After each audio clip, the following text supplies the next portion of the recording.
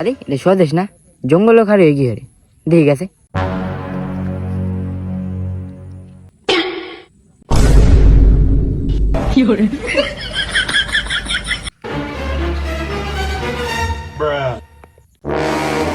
বুদ্ধা বুদ্ধা কিরে কি হয়েছে, তুই হাঁপাইতা চুস করে ভাই?